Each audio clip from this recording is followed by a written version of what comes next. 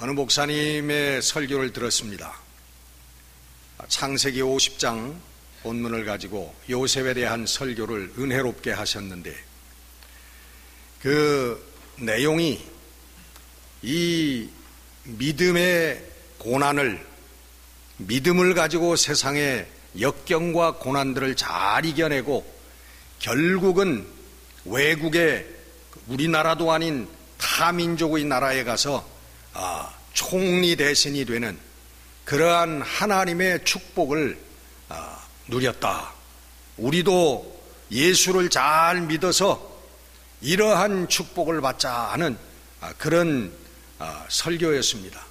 많은 예화를 동원하고 아주 은혜로운 많은 아멘을 받는 설교였기는 했습니다만은, 그걸 들으면서 그럼 우리는 예수를 잘못 믿어서 대통령도 못 되고 국무총리도 못 됐나? 우리는 예수를 못 믿어서 이렇게 돈도 없고 가난하게 됐나? 하는 그런 생각을 떨쳐버릴 수가 없었습니다. 이게 바로 우리 기복신앙이라고 하는 것이고, 우리 세속신앙이라고 하는 그런 것이죠. 이 기복신앙이라고 하는 것은 이 미국에서 나온 실용주의 신앙에 그 뿌리를 두고 있습니다. 물론 뿌리는 더 거슬러 올라가야 되겠지만, 19세기에 미국에 활동했던 윌리엄 제임스라고 하는 사람이 있었는데, 이분은 이런 얘기를 했어요.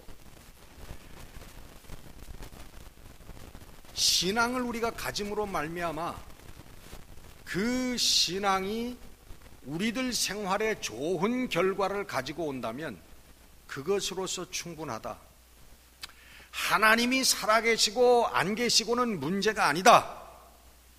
그 신앙이 우리들에게 얼마나 큰 베네핏을 갖고 오느냐 하는 것이 문제다.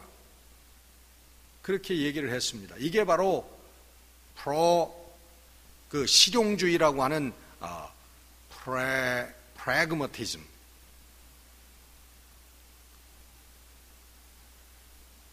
이 한국에 다녀오니까 영어가 잘 안 나오네.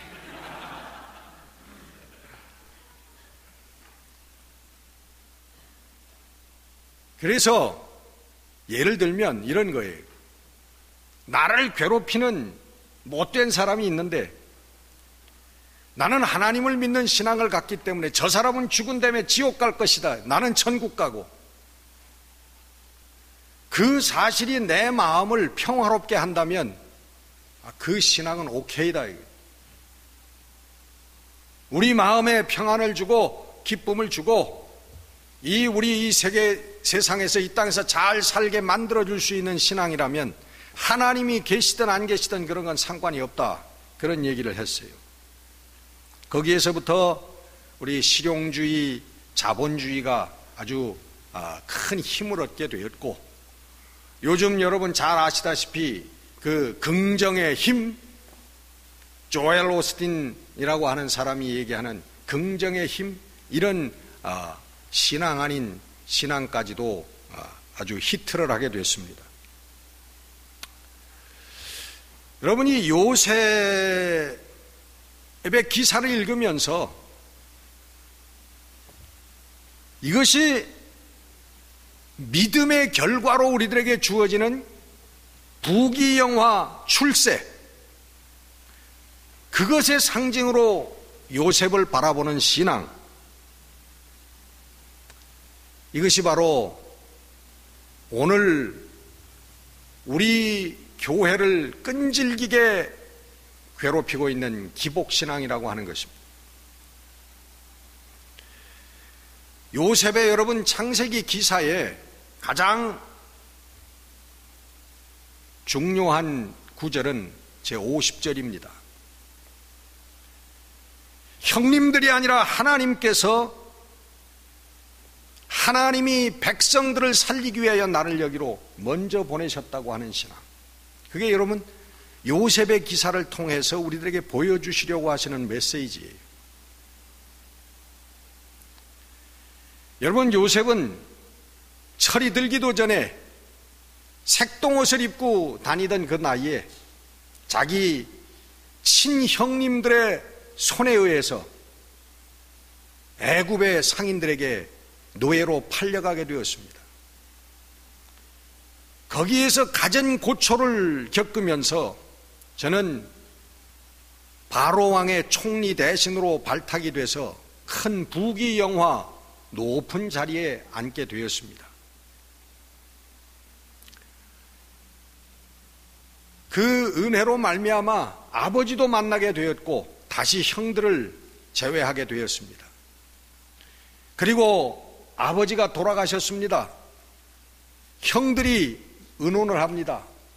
아버지가 살아계셨을 때는 저 요셉이 아버지를 봐서 우리들을 살려두었지만 이제 아버지가 돌아가신 후에는 우리가 저를 팔아넘긴 그 죽음의 길로 팔아넘긴 그 복수를 오늘 우리들에게 할 것이다.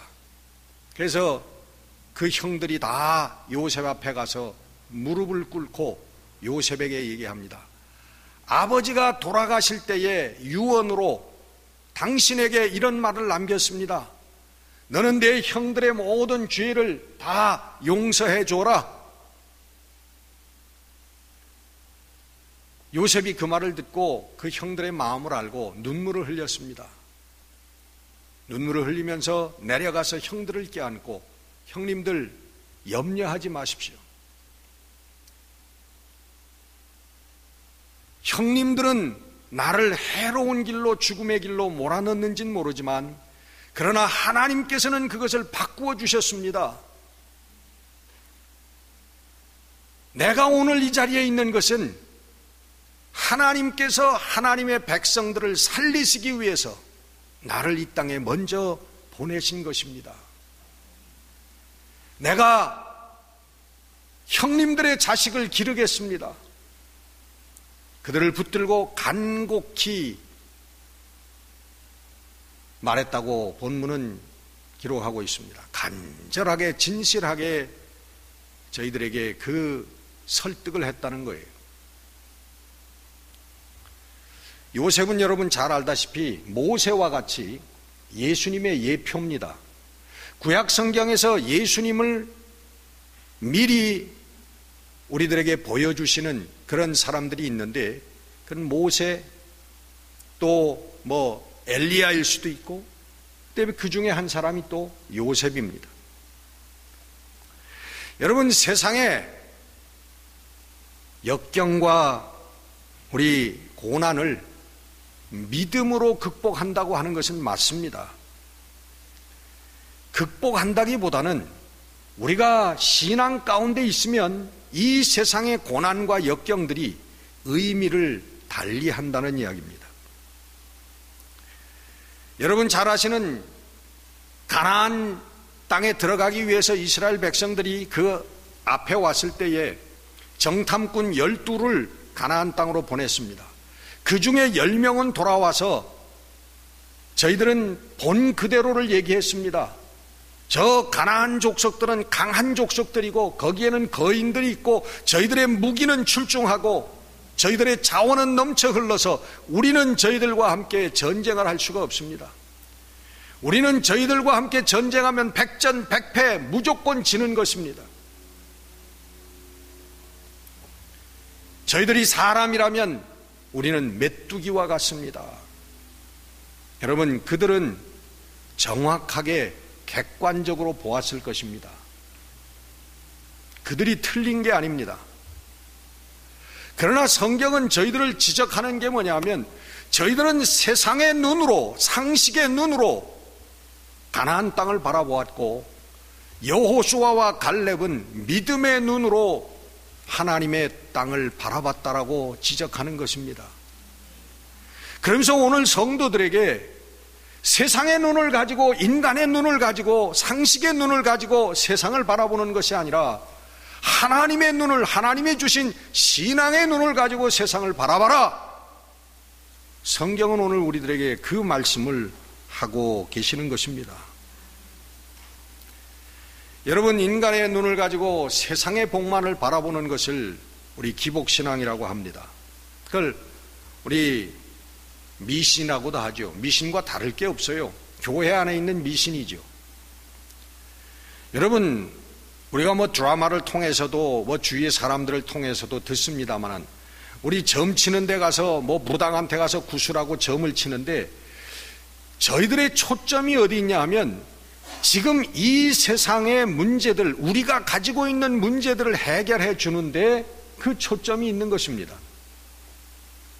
오늘 우리가 병이 들었을 때 병 고치는 문제, 건강하게 몇 년을 더 사는 문제를 다루는 것이고, 우리가 돈이 없었을 때 어떻게 하면 돈을 좀 잘 벌 수 있는 길로 나갈 수 있는 것인가 라고 하는 것을 해결하는 데 초점이 있는 것이고, 또 우리가 이 세상에서 어떻게 하면 좀 더 부귀영화를 누리는 출세의 길로 나갈 수 있는가 라고 하는 해결책을 제시하려고 하는 것이 그 기복을 다루는 무당들이 하는 것이라는 것이죠. 오늘 하나님의 교회가 이 육신과 세상의 복을 하나님의 복음이라고 변질시키는, 잘못 전하는 하나님 앞에 큰 죄를 범하고 있습니다. 여러분, 참 송구한 말씀이지만 한국의 교회들이 무너져 가고 있습니다.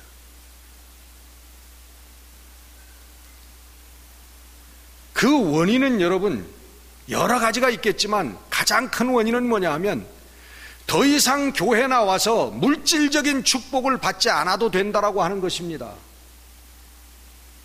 이제는 충분히 좋은 집에서 살고 충분히 좋은 자동차를 타고 다니고 충분히 놀러 다닐 수 있는 여유가 우리가 생겼다는 거예요. 교회 안에서 새마을 운동 노래와 같은 노래를 부르면서 우리도 한번 예수 믿고 잘 살아보자 했던 시대는 지나가 버렸다는 거예요. 이제는 교회에서 그들에게 줄 수 있는 복음이, 메시지가 없다는 것입니다.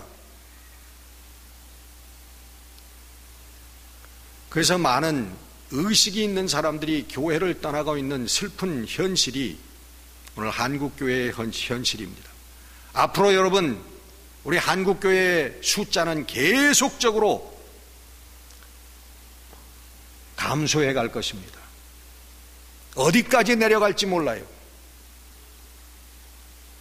저희들이 4분의 1이라고 자랑했던 25%가 20%가 되고 20%가 18%가 되고 15%가 되고 어디까지 내려갈지 모릅니다. 그 이유는 하나님의 생명의 복음, 하나님 나라의 복음을 전하지 못하고 오늘 이 땅에서 잠깐 잘 사는데, 우리가 편안하게 물질적으로 잘 사는데 하나님의 복음을 팔아먹었다고 하는 것입니다. 요셉의 기사가 그 중에 단골 메뉴로 등장하는 기사인데, 아마 요셉이 11조 했다라고 하는 기사가 없는 것이 아마 굉장히 유감스러울 거예요. 여러분, 이것은 성경의 복음이 아닙니다. 그것은 제5복음이라고 그래요. 4복음서 말고 한 복음이 더 있는데 뭘까요? 그걸 내가복음이라고 하는 거예요. 내가복음. 우리 한국교회는 전부 내가복음에 지금 아멘 할렐루야 하고 있어요. 여러분, 우리의 신앙은 하나님의 뜻을 이루려고 하는 목적을 분명하게 가지고 있습니다. 그것이 신앙의 목적이라고 하는 것을 성경은 우리들에게 분명하게 가르쳐주고 있습니다. 오늘 예수님의 대답입니다. 오늘 예수님께서 뭐라고 하셨습니까? 우리 요한복음 본문에 내 나라는 이 땅에 속한 것이 아니다 라고 얘기하십니다. 놀라운 말씀을 하세요. 내 나라는 여기에 속한 것이 아니다. 예수님이 왕으로 계신 나라, 예수님이 나라를 세우려 오시긴 왔는데, 왕으로 오셨는데, 예수님이 왕으로 계시는 나라는 이 땅에 기반을 두고 있는 나라가 아니다라는 거예요. 여러분, 이것이 성경의 메시지입니다. 유대인들은 여러분 잘 알다시피 메시아를 기다려왔습니다. 그 메시아가 어떤 메시아입니까? 이스라엘 백성들을 잘 살게 만들어줄 수 있는 메시아. 저희들이 농사 짓지 않아도 예수님처럼 오병이어의 기적을 맨날 베풀어서 배불리 먹게 해줄 수 있는 그 메시아. 그리고 다윗 왕과 같이 강성한 나라를 만들어 가지고 로마의 압제를 벗어버리고 오히려 로마보다도 더 크고 강하고 위대하고 화려한 이 지상에 우리 리북 사람들이 즐겨 쓰는 강성대국을 이룩하는 것이 유대 백성들이 가지고 있는 메시아의 꿈입니다. 그 왕이여 오시옵소서 하는 거. 오늘도 유대인들은 그 왕을 기다리고 있습니다. 유명한 아묵의 랍비가 그 왕인가? 아니면 저 랍비가 그 왕인가? 메시아인가 하고 그들은 쳐다보고 있습니다. 여러분, 우리가 잘 알다시피 하나님의 뜻은 나라를 건설하는 것이었지만은 이 땅에 강성한 그런 대국을 건설하는 것이 하나님의 뜻이 아니었습니다. 십자가를 통한 영적인 나라를 하나님은 이루시고자 했던 것이 우리 하나님의 뜻이었어요. 그래서 예수님께서는 그 나라를 진리라고 표현하고 있습니다. 나는 그 진리를 증언하기 위해서, 증거하기 위해서 왔다. 오늘 본문에 곧 진리에 대하여 증언하려 함이로라. 여러분, 성령이 우리를 진리로 인도하시고 그 진리가 우리를 자유케 한다, 그렇게 말씀합니다. 여러분, 성경에서 얘기하는 구원의 의미, 구원이라고 하는데 거기는 성경에 이런 개념이 많이 들어있어요. 애굽에서 노예되었던 애굽 땅에서 탈출했다라고 하는, 거기에 구원받았다라고 하는 의미가 성서적으로 많이 함축이 되어 있습니다. 무슨 얘기입니까? 애굽이라고 하는 것은 무엇의 상징이에요? 세상의 상징이고 죄의 상징입니다. 그 세상과 죄에 물들어 있는 그 삶에서 새로운 삶으로 옮겨진 것, 그것을 구원, deliver 됐다, 건짐을 받았다라고 성경은 표현하고 있는 것입니다.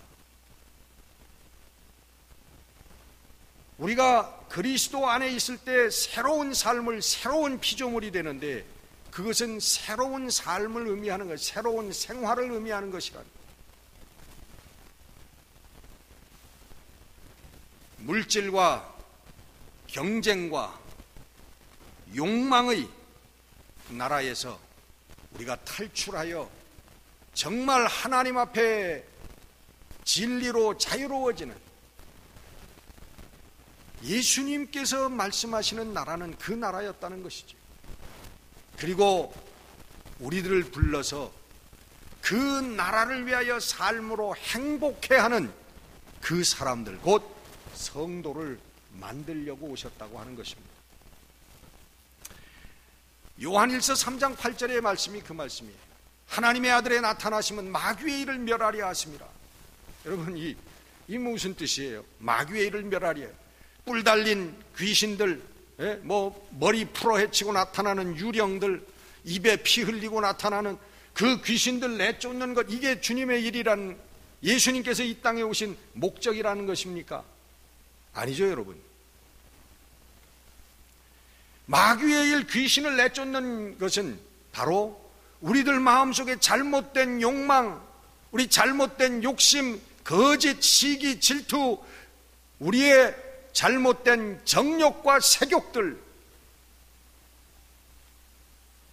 우리 예수님께서는 그런 것들을 통하여 우리의 영혼을 파멸시키는 그 마귀의 정체를 드러내고 거기에서부터 나와서 새로운 진리의 삶을, 하나님 뜻 가운데 걸어가는 삶을 사는 사람들을 만들기 위해서 이 땅에 오셨다고 하는 말씀인 것입니다. 성경은 바로 구원이라고 하는 단어를 그 의미로 가장 많이 사용을 하고 있습니다. 여러분, 오늘 빌라도를 보십시오. 예수님을 향해서 빌라도가 뭐냐 하면, 아니 내가 왕이 아니냐? 내가 왕이 아니더냐?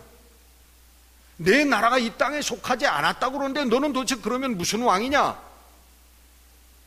빌라도가 그렇게 물어보는 거예요. 빌라도라고 하는 사람은 이 나라의 육신의 눈으로만 보이는 그 나라밖에는 모르는 사람이에요.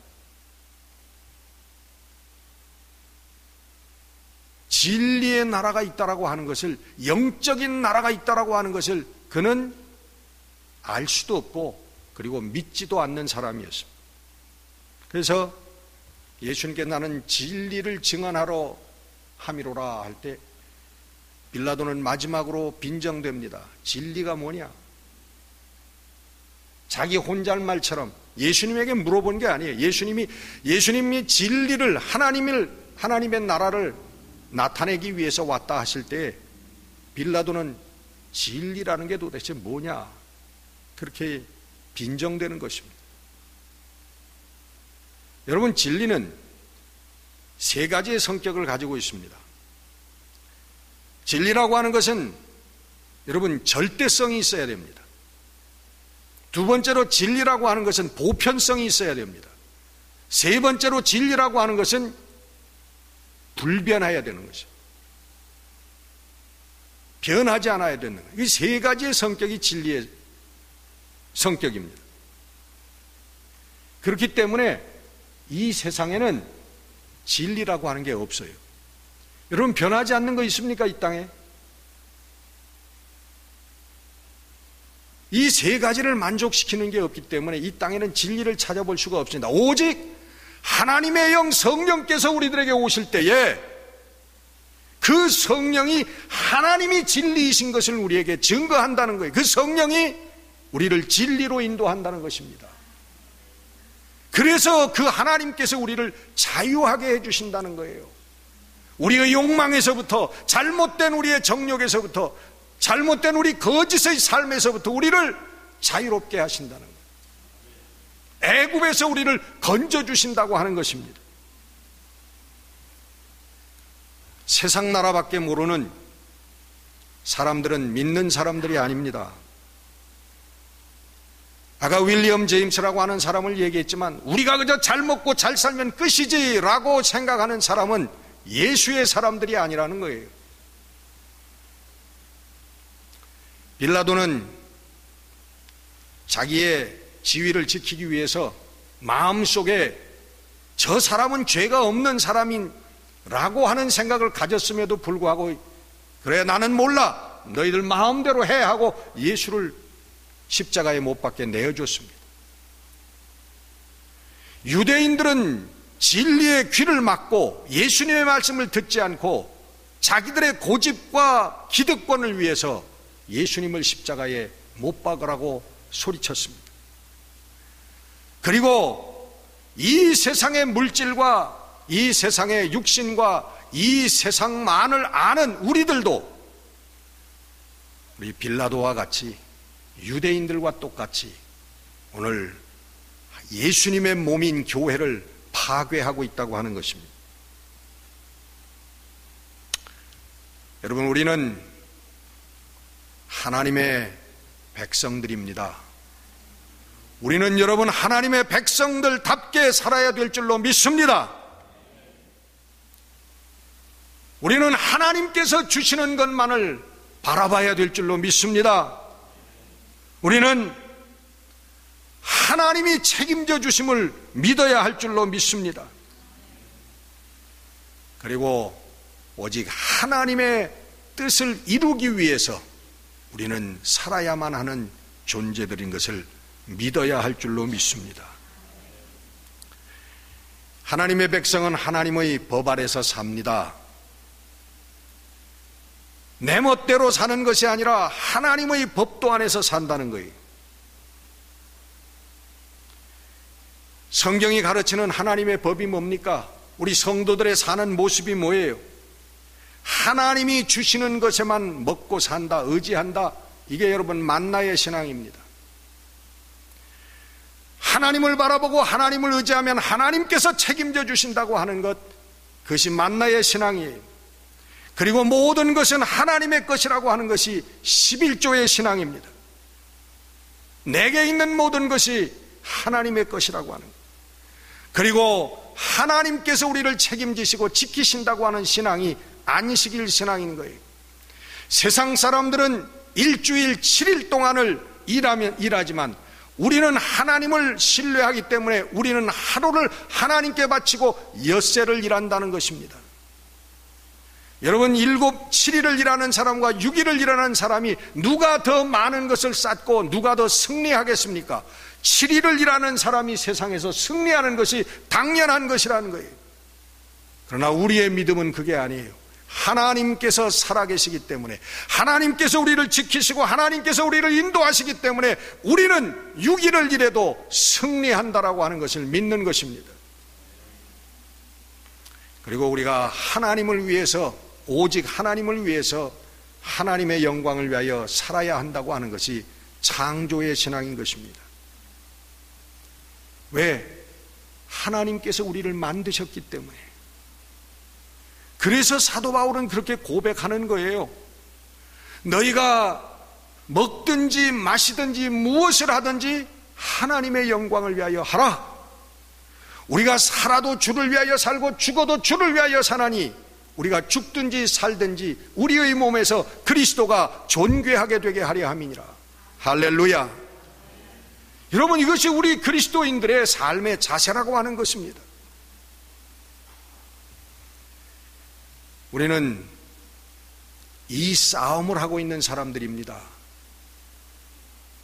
여러분, 우리는 세상의 숫자와 물질을 계산하면서 사는 사람들이 아니라 우리는 바로 이 영적인 싸움을 하면서 살고 있는 사람들이라고 하는 거예요. 그래서 성경은 얘기합니다. 너희들 염려를 버려라. 왜냐하면 하나님께서 너희를 돌보시기 때문이다.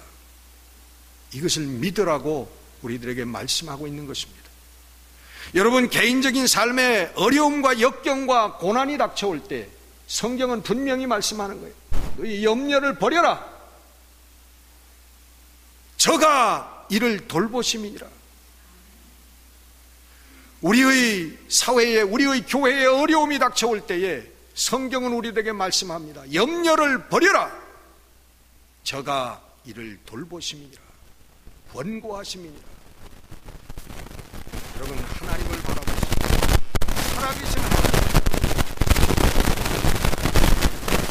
여러분의 삶을 우리가 우리는 이 땅에 사는 사람들이 아닙니다. 우리의 발을 이 땅에 딛고 있을 때 우리가 이 땅에 사는 사람들이 아니라고 하니 참으로 답답해하는 사람들이 있을 수 있지만, 예수 그리스도 안에 사는 사람들은 이 땅에 사는 사람들이 아니라고 성경은 말씀하고 있는 것입니다.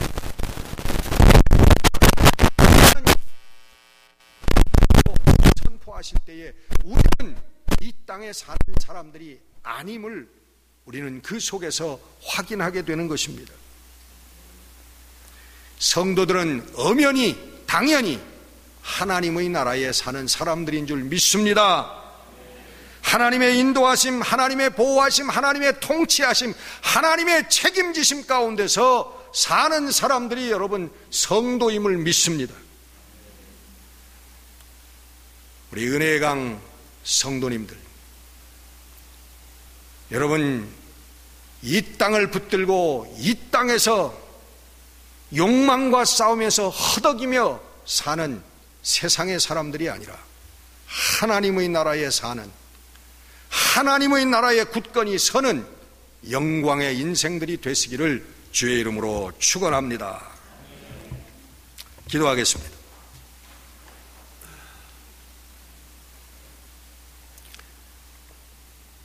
사탄 마귀는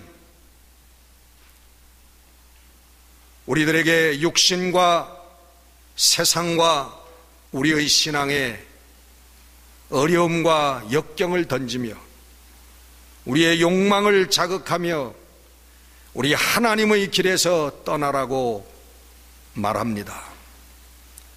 하나님, 다시 한번 우리 성도들 그 하나님의 거룩한 사랑으로 붙들어 주셔서 다시 한번 새롭게 해주시고 다시 한번 능력 있게 세워주시고 다시 한번 하나님의 일들을 하는 백성들로 축복하여 주시옵소서.